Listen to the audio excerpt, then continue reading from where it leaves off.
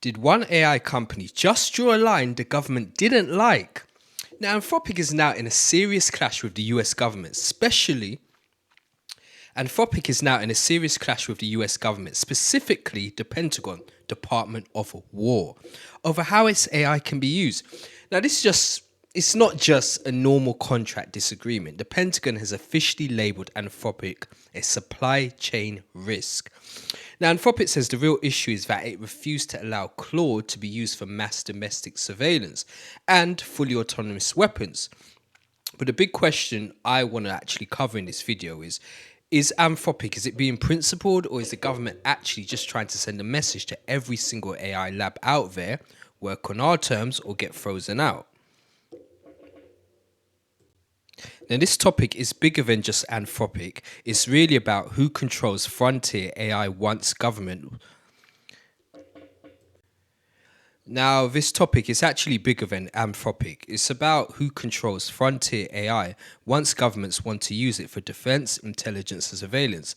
If Anthropic actually lose here, other AI labs may decide that AI safety only matters until the military gets involved. That is partly in the interpretation, but it follows from the pressure campaign and the supply risk designation. So on March the 4th, Anthropic said. On the 4th of March, Anthropic actually said the department formally notified it that it had been designated a supply chain risk. Reuters reported that publicly on the 5th of March and again on the 6th. Now, Anthropic says it plans to challenge this decision in court. Reuters says this kind of move is extraordinary, especially against a US AI company rather than a foreign adversary. Now, Dario Amodeo, he's like the CEO of Anthropic. He absolutely doesn't support helping defend the US and allied. Now, Dario Amodeo, he's basically the CEO of Anthropic. He says he absolutely supports helping defend the US and allied democracies.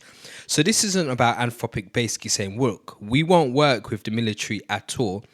Their claims more specific. It's more about they would not accept deployment terms that could open the door to mass domestic surveillance or fully autonomous weapons.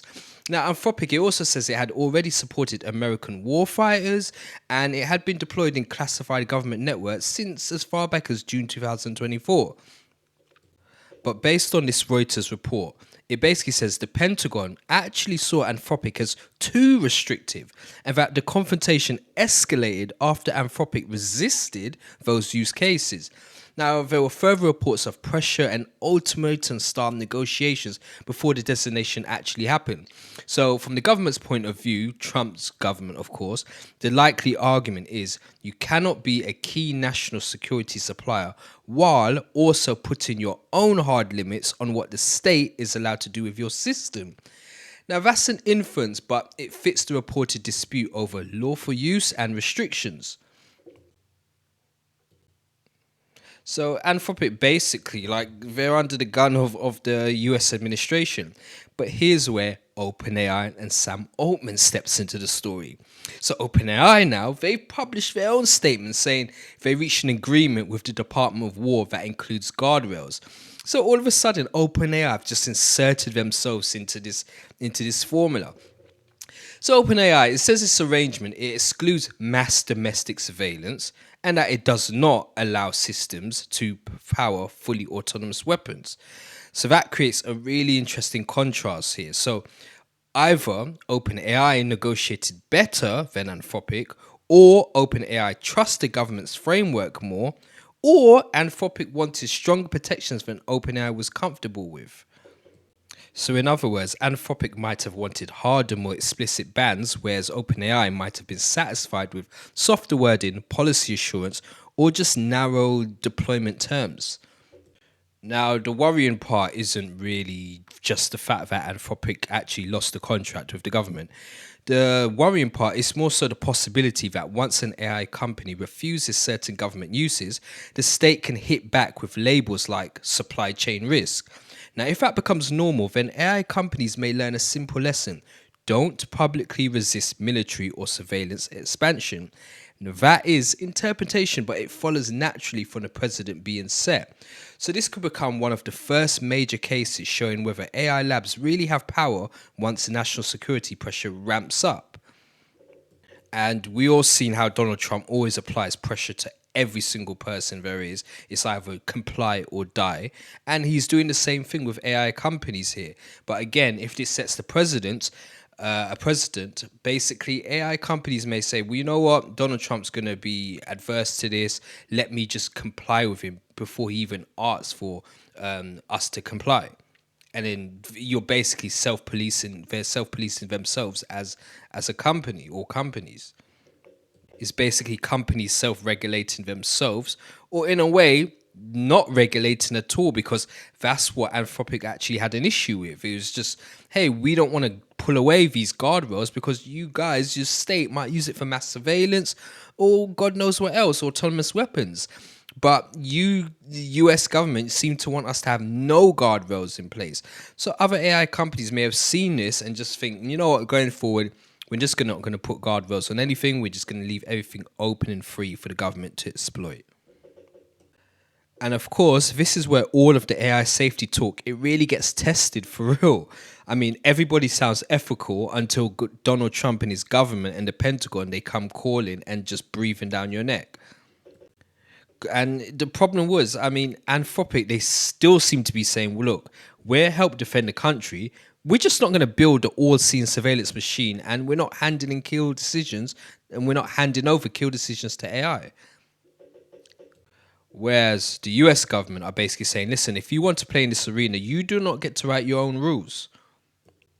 And then the US government have the freedom to just make up any nonsense to basically blacklist Anthropic from other government contracts, and actually just ruins Anthropic's ability to compete in the marketplace, which of course isn't fair and is not capitalism. Now, Anthropic, it says it will fight this in court, which I'm sure they will. Based on this Reuters report, it also reports that Trump directed federal agencies to stop using Anthropic technology only as like last week or a few weeks back, which makes this look like something bigger once the Pentagon procurement dispute takes place. Now, at the same time, the Pentagon has a new chief data officer to lead all of its AI efforts, and Reuters says OpenAI is effectively stepping into the gap. Which, I mean, what else would we expect from Sam Altman? He always seems like a kind of a snaky character. So this isn't nothing new or any new expectation, something we couldn't see coming. So anyway, this could be the start of a wider reshuffling of which AI companies are considered acceptable partners for the US government. So there's a few questions we need to ask ourselves. Did Anthropic do the right thing by refusing? Is OpenAI being more pragmatic than AI or being more flexible, but in a dangerous way? Should private AI companies get to set moral limits? Should private AI companies get to set moral limits on government use? And if an AI company can't say no to surveillance and autonomous weapons, then who can? So, I mean, the main theme of this topic is it's about whether frontier AI companies can keep their red lines once government pressure gets serious. If Anthropic wins, maybe AI labs keep some leverage. If Anthropic loses, that may tell the whole industry that in the national security world, safety guardrails only last until they become inconvenient. Now, in my opinion, the US government doesn't have the authority to tell Anthropic what they should do with their own technology. Donald Trump doesn't have the right to say, hey, remove these guardrails. The government are allowed to use your technology for autonomous weapons and mass surveillance. As a private company, they should have the right to say no to that. And I'm hoping that this court case goes in Anthropic's favor. Let me know what you think. Do you think Anthropic should win, or should the US government win? Tell me, what do you think in the comment section below? Should Anthropic win the court case, or should the US government win? I'll see you in the next video.